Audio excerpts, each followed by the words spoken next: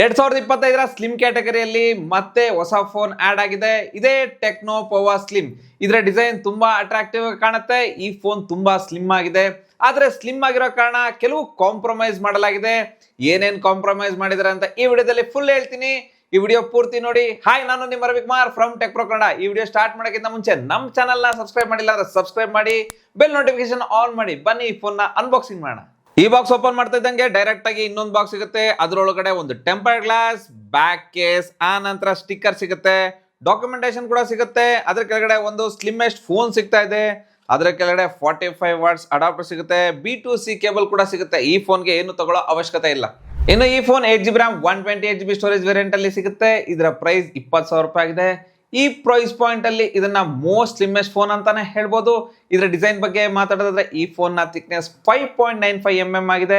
ಇದು Samsung Galaxy S25 edge ಗಿಂತ 0.1mm thick ಆಗಿದೆ. ಇದು ಟೆಕ್ನೋ ಇಂದ ಗ್ರೇಟ್ ಅಚೀವ್ಮೆಂಟ್ ಅಂತಾನೆ ಹೇಳ್ಬೋದು. ಈ ಫೋನ್ ಸ್ಲಿಮ್ ಆಗಿರೋ ಜೊತೆಗೆ ಲೈಟ್ ವೇಟ್ ಕೂಡ ಇದೆ. ಇದರ ಆವರೇಜ್ ಫೋನ್ ಗಿಂತ 40 ಗ್ರಾಮ್ಸ್ ವೇಟ್ ಕಡಿಮೆ ಇದೆ. ಇದು ಜಸ್ಟ್ 159 ಗ್ರಾಮ್ಸ್ ವೇಟ್ ಇದೆ. ಈ ಫೋನ್ ವೇಟ್ ಡಿಫರೆನ್ಸ್ ನೀವು ಫೋನ್ ಹೋಲ್ಡ್ ಮಾಡಿದಾಗ ತಕ್ಷಣ ಫೀಲ್ ಆಗುತ್ತೆ. ಇದರ ಫ್ರಂಟ್ ನಲ್ಲಿ ಗೊರಿಲ್ಲಾ ಗ್ಲಾಸ್ 7i ಪ್ರೊಟೆಕ್ಷನ್ ಸಿಗುತ್ತೆ. ಇನ್ನು ಬ್ಯಾಕ್ ನಲ್ಲಿ ಪಾಲಿಕಾರ್ಬನೇಟ್ ಡಿಸೈನ್ ಸಿಗುತ್ತೆ. ಪಾಲಿಕಾರ್ಬನೇಟ್ ಫ್ರೇಮ್ ಕೂಡ ಸಿಗುತ್ತೆ. ಇದರ ಕ್ಯಾಮ್ರಾ ಮಾಡೆಲ್ ಸುತ್ತಲೂ ವೈಟ್ LED ಸ್ಟ್ರಿಪ್ ಇದೆ. ಹಾನೆಸ್ಟ್ಲಿ ಇದು ಕೂಲ್ ಅಡಿಷನ್ ಆಗಿದೆ. ಇದರಲ್ಲಿ ಇನ್ಬಿಲ್ಟ್ IR ಬ್ಲಾಸ್ಟರ್ ಸಿಗುತ್ತೆ. ಇದಕ್ಕೆ IP64 ರೇಟಿಂಗ್ ಇದೆ. ಆದ್ರೆ IP68 ಇದ್ದಿದ್ರೆ ಇನ್ನೂ ಬೆಟರ್ ಆಗಿರ್ತಿತ್ತು. ಆದ್ರೆ ಇದಕ್ಕೆ ಮಿಲಿಟರಿ ಗ್ರೇಡ್ 810X ಸರ್ಟಿಫಿಕೇಶನ್ ಕೂಡ ಇದೆ. ಈಗ ನಮ್ಮ ಹತ್ರದ್ದು ಸ್ಕೈ ಬ್ಲೂ ಕಲರ್ ವೇರಿಯಂಟ್ ಇನ್ನು 2 ಕಲರ್ ವೇರಿಯಂಟ್ ನಲ್ಲಿ ಅವೈಲೇಬಲ್ ಇದೆ. ಈ phone in and feel awesome ಆಗಿದೆ. ಇನ್ನು ಇದರ ಬ್ಯಾಕ್ ನಲ್ಲಿ ಮೂಡ್ ಲೈಟಿಂಗ್ ಸಿಗುತ್ತೆ. ಇದರ ಕ್ಯಾಮ್ರಾ ಸುತ್ತ ಕೂಲ್ ಆಗಿ ಕಾಣುತ್ತೆ. ಇದನ್ನ ನೀವು ಕಸ್ಟಮೈಸ್ ಕೂಡ ಮಾಡಬಹುದು. ಜೊತೆಗೆ ಬಾಕ್ಸ್ ನಲ್ಲಿ ಗುಡ್ ಕ್ವಾಲಿಟಿ ಕೇಸ್ ಕೂಡ ಸಿಗುತ್ತೆ. ಇದನ್ನ ಹಾಕಿದಾಗ ಹೇಗ್ ಕಾಣುತ್ತೆ ನೋಡಿ. ಫೋನ್ ಕಲರ್ ಬ್ಯಾಕ್ ಕಲರ್ ಕೂಡ ಮ್ಯಾಚ್ ಆಗುತ್ತೆ. ನೋಡಿ ಎಷ್ಟು ಚೆನ್ನಾಗಿ ಕಾಣುತ್ತೆ. ಇನ್ನು ಈ ಫೋನ್ ನ ಕೆಳಗಡೆ Type-C ಚಾರ್ಜಿಂಗ್ ಪೋರ್ಟ್ ಇದೆ, ಸ್ಪೀಕರ್ ಇದೆ, ಸಿಮ್ ಕಾರ್ಡ್ ಸ್ಲಾಟ್ ಇದೆ. ಫೋನ್ ನ ಮೇಲೆ ಮೈಕ್ರೋಫೋನ್ ಇದೆ.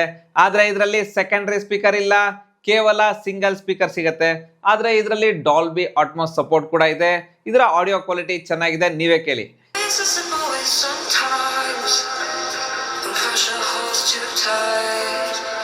ಈಗ ಇದರ ಡಿಸ್ಪ್ಲೇ ಬಗ್ಗೆ ಮಾತಾಡೋದಾದ್ರೆ ಇದರಲ್ಲಿ 6.78 ಇಂಚಸ್ ಅಮೋ LED ಡಿಸ್ಪ್ಲೇ ಸಿಗುತ್ತೆ. ಇದರಲ್ಲಿ 144 Hz ರಿಫ್ರೆಶ್ ರೇಟ್ ಇದೆ. ಇದರಲ್ಲಿ ಸಮ್ ಟೈಮ್ಸ್ ಅಲ್ಲಿ 90 Hz ಅಷ್ಟೇ ಸಪೋರ್ಟ್ ಮಾಡುತ್ತೆ ಅಂತ ನನಗೆ ಫೀಲ್ ಆಯಿತು. ಆದ್ರೆ ಇದರಲ್ಲಿ 4500 ನೀಟ್ ಪೀಕ್ ಬ್ರೈಟ್ನೆಸ್ ಸಿಗುತ್ತೆ. ಇದರ ಡಿಸ್ಪ್ಲೇ ಬ್ರೈಟ್ ಆಗಿದೆ. ಔಟ್ಡೋರ್ ನಲ್ಲಿ ವಿಸಿಬಿಲಿಟಿ ಅಲ್ಲಿ ಯಾವುದೇ ಪ್ರಾಬ್ಲಮ್ ಆಗಲ್ಲ. ಇದರ ಕಂಟೆಂಟ್ ವಾಚಿಂಗ್ ನಲ್ಲಿ ಬೆಸ್ಟ್ ಎಕ್ಸ್ಪೀರಿಯನ್ಸ್ ಸಿಗುತ್ತೆ.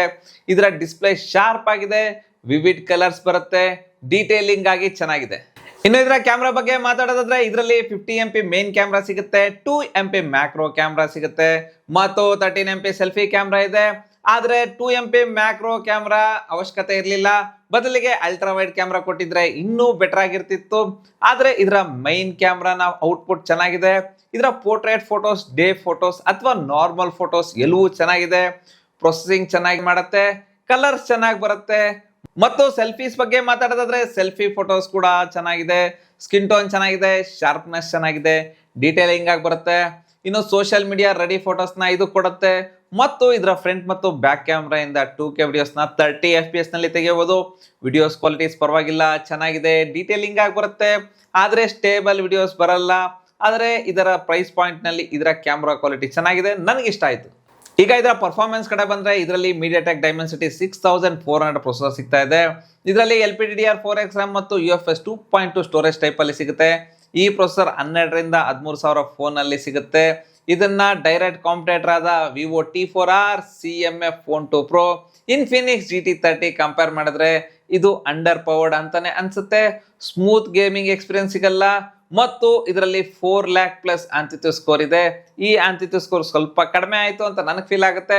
91% CPU ಥ್ರೋಟಲ್ ಇದೆ. ಈ ಫೋನ್ ಜಾಸ್ತಿ ಹೀಟ್ ಆಗಲ್ಲ.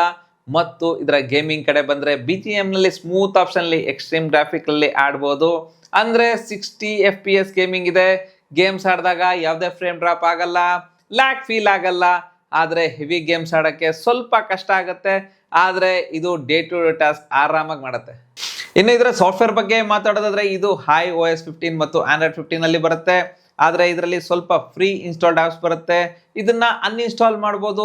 ಆದ್ರೆ ಇದರಲ್ಲಿ ಕೆಲವು AI ಫೀಚರ್ ಸಿಗುತ್ತೆ. ಎಲ್ಲವೂ ತುಂಬಾ ಯೂಸ್ಫುಲ್ ಆಗಿದೆ. AI ಇಂಟರ್ಪ್ರಿಟರ್ ಇದೆ, ರೈಟಿಂಗ್ ಅಸಿಸ್ಟೆಂಟ್ ಸಿಗುತ್ತೆ, ನೀವು ಜನರೇಟಿವ್ ಇಮೇಜಸ್ನ ಕ್ರಿಯೇಟ್ ಮಾಡ್ಬೋದು, ಇದರಲ್ಲಿ ಎಲ್ಲ ವಾಯ್ಸ್ ಸಿಗುತ್ತೆ, ಇದು ನಮ್ಮ ಕನ್ನಡ ಭಾಷೆ ಸಪೋರ್ಟ್ ಕೂಡ ಮಾಡುತ್ತೆ, ಜೊತೆಗೆ ಸರ್ಕಲ್ ಟು ಸರ್ಚ್ ಮತ್ತು ಗೂಗಲ್ ಜೆಮಿನಿ ಸಿಗುತ್ತೆ. ಇದಕ್ಕೆ 1 ವರ್ಷ OS ಅಪ್ಡೇಟ್ ಮತ್ತು 2 ವರ್ಷ ಸೆಕ್ಯೂರಿಟಿ ಅಪ್ಡೇಟ್ ಕೂಡ ಸಿಗುತ್ತೆ.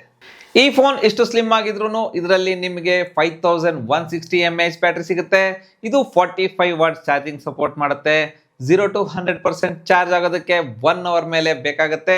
ಇದರ ಚಾರ್ಜಿಂಗ್ ಸ್ಪೀಡ್ ಸ್ವಲ್ಪ ಕಡಿಮೆ ಆಯಿತು. ಇದರ ಬ್ಯಾಟ್ರಿ ಬ್ಯಾಕಪ್ ಕೂಡ ಚೆನ್ನಾಗಿದೆ, ಒಂದಿನ ಬ್ಯಾಟ್ರಿ ಬ್ಯಾಕಪ್ ಆರಾಮಾಗಿ ಬರುತ್ತೆ. ಸೊ ನೀವೇನಾದ್ರೂ ಪರ್ಫಾರ್ಮೆನ್ಸ್ ಓರಿಯೆಂಟೆಡ್ ಫೋನ್ ಸರ್ಚ್ ಮಾಡ್ತಿದ್ರೆ ಓಕೆ, ಪರವಾಗಿಲ್ಲ, ಸೂಟೇಬಲ್ ಆಗಿದೆ. ಯಾಕಂದ್ರೆ ನಿಮಗೆ attractive design, slim body, sleek ಮತ್ತು ಸ್ಟೈಲಿಶ್ ಫೋನ್ ಬೇಕಾಗಿದ್ರೆ ಈ ಫೋನ್ ನ ತಗೊಳ್ಬಹುದು. ಜೊತೆಗೆ ಇದರ ಬೆಸ್ಟ್ ಡಿಸ್ಪ್ಲೇ ಸಿಗುತ್ತೆ, ಇದರಲ್ಲಿ ಮೇನ್ ಕ್ಯಾಮ್ರಾ ಚೆನ್ನಾಗಿದೆ, ಬ್ಯಾಟ್ರಿ ಬ್ಯಾಕಪ್ ಕೂಡ ಚೆನ್ನಾಗಿದೆ. ಇದು ಡೈಲಿ ಯೂಸೇಜ್ಗೆ ಡೆಫಿನೆಟ್ಲಿ ಈ ಫೋನ್ ಚೆನ್ನಾಗಿದೆ. ಸೊ ಇದು ಟೆಕ್ನೋ ಪವರ್ ಸ್ಲಿಮ್ ಬಗ್ಗೆ ನನ್ನ ಒಪಿನಿಯನ್. ಆದರೆ ಈ ಫೋನ್ ಬಗ್ಗೆ ನಿಮ್ಗೇನು ಅನಿಸ್ತು ಅಂತ ಕಮೆಂಟ್ ಮಾಡಿ ಹೇಳಿ. ನಮ್ಮ ಚಾನಲ್ನ ಸಬ್ಸ್ಕ್ರೈಬ್ ಮಾಡಿ. Ravikumar signing off. Thank you, ಧನ್ಯವಾದಗಳು.